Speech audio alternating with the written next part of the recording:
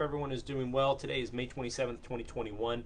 So between now and June 8th, I'm going to start releasing the bills that I have pre-drafted for when I am hopefully elected to the House of Delegates. Now, I've come up with a lot of ideas and a lot of things I think will make Virginians better, and I'm going to release three of them. I've released them a little earlier on the page, but I want to summarize them all three for your review. One bill is how to make Virginia a constitutional carry state. It's really actually easy to do. It just is repealing the concealed carry rules in Virginia. So it is illegal to carry a firearm in a concealed manner unless you get a concealed handgun permit. So in order to make Virginia a constitutional carry state, we don't have to pass a new law.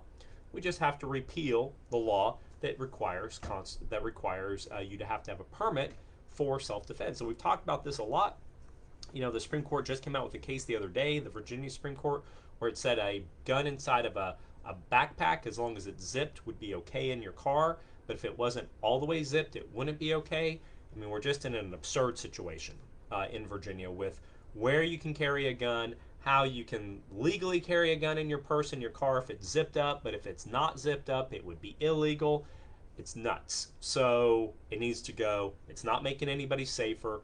Having concealed carry permits in Virginia is just asking the government for permission to defend yourself.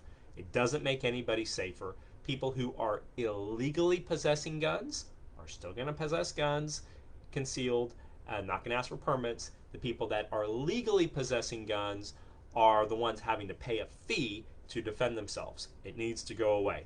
Second bill, I posted it earlier this morning, a petition to redress the government.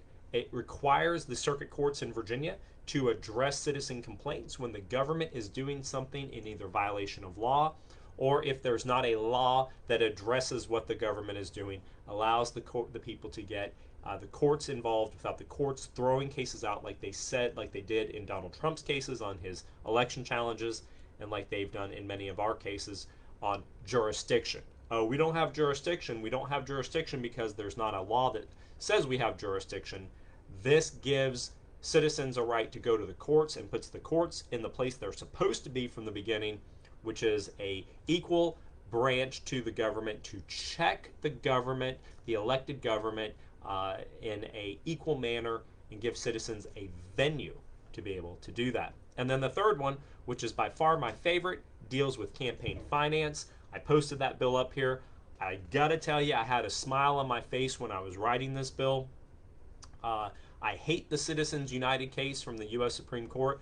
Hillary Clinton hates the Citizens United case from the U.S. Supreme Court. I'm pretty sure that is the only thing that Hillary Clinton and I agree on, except that we're not fans of Bill Clinton, maybe. But those are really about the only things we really agree on. But Citizens United is a Supreme Court case that is a disaster. It has allowed money to pour into states like Virginia in the hundreds of thousands of dollars per race. Just 2 years ago, in the race I'm running in, Michael Bloomberg pumped $348,000 into the race on the last week to buy television advertising for the Democrat who was running for the seat.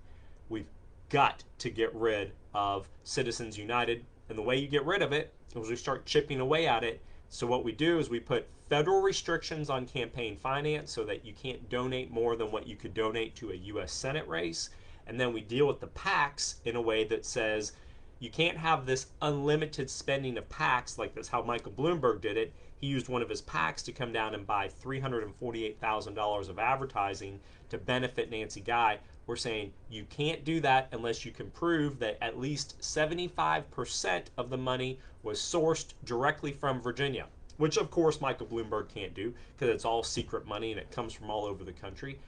That's how you get around Citizens United.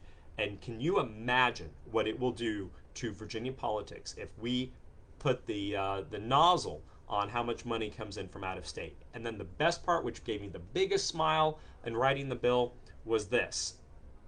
If you are a candidate and you take more than the bill would allow you to take, then complaint can be filed with the Department of Elections, and then you, the candidate, will be fined for any amount that you took over what the bill allows you to accept. So if the cap is $2,900 and you take $10,000, then you will have to pay $7,100 personally out of your own money. Candidates will be personally fined, and they will not be allowed to run for office again until those fines are paid. That's fantastic. That will straighten these guys up. So those are 3 bills, and I'm telling you, I've got a lot more. I'll be talking about them between now and Election Day on June 8th. Take a look at them. They're all posted up here, and I hope you enjoy them. And if you have feedback of how to make the wording better, look, I'm not even in office. I'm certainly open to changing some of the wording around, but these are the drafts I'm coming up with, and I have a lot more. Have a great day.